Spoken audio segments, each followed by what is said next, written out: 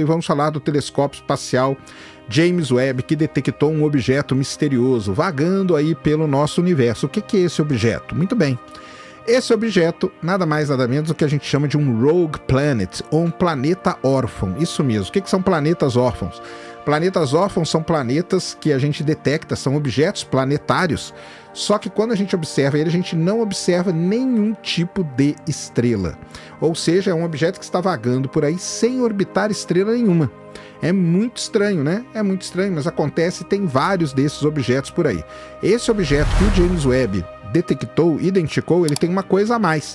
Ele é considerado um super Júpiter. Isso mesmo.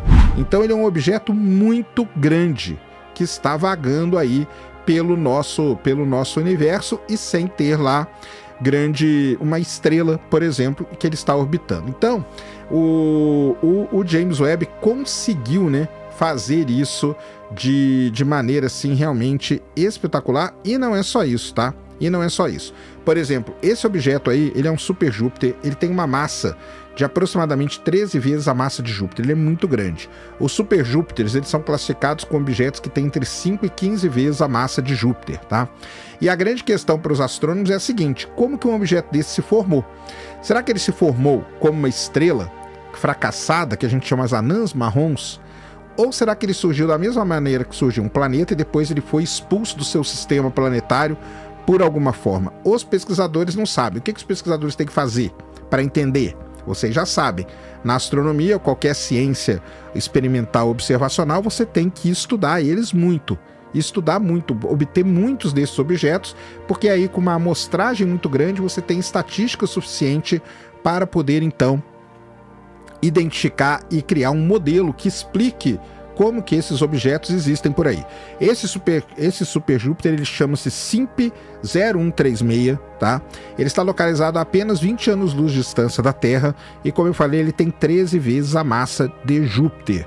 13 vezes a massa de Júpiter. Ele, uma coisa muito importante aqui para vocês, tá?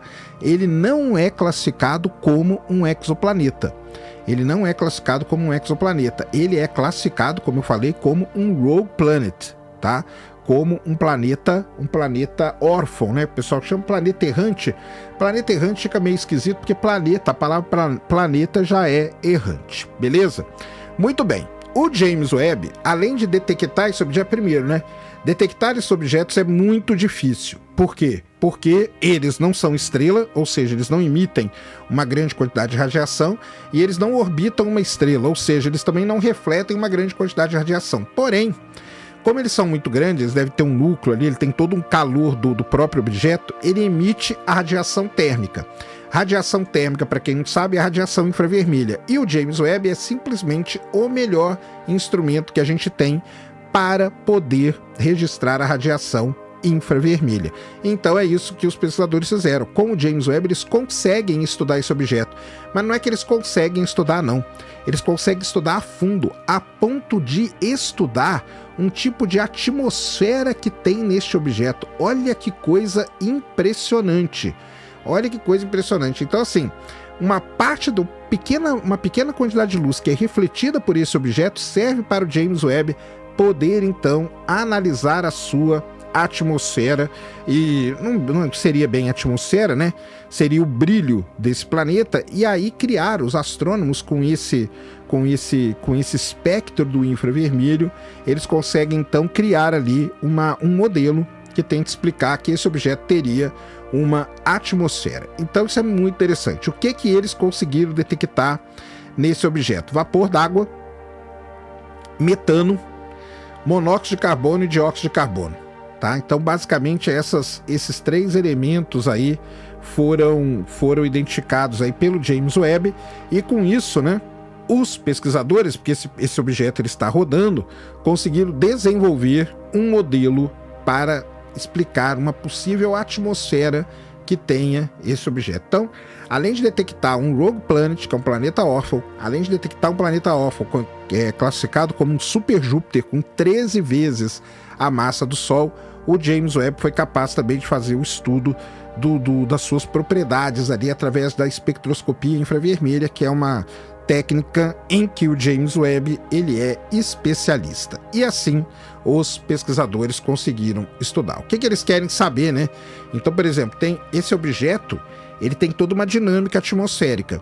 E para quem não sabe, estudar a atmosfera de um objeto é muito interessante porque ela nos dá pistas, ideias de como que esse objeto se formou, de como que esse objeto se originou, aonde que ele se formou e tudo mais. Então, estudar a atmosfera de um exoplaneta ou de um objeto como esse é muito importante, beleza? Muito bem.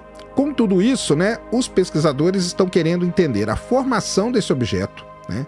Então, será que ele se formou como uma estrela, mas ele não virou uma estrela? Ele tem 13 vezes a massa de Júpiter, né?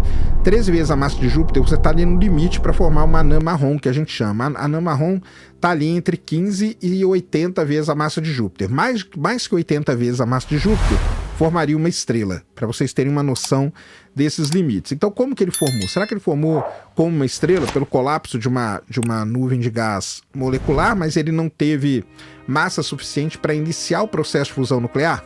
Pode ser. Ou será que ele se formou como um planeta e ele orbitava uma determinada estrela e ele foi expulso desse sistema planetário?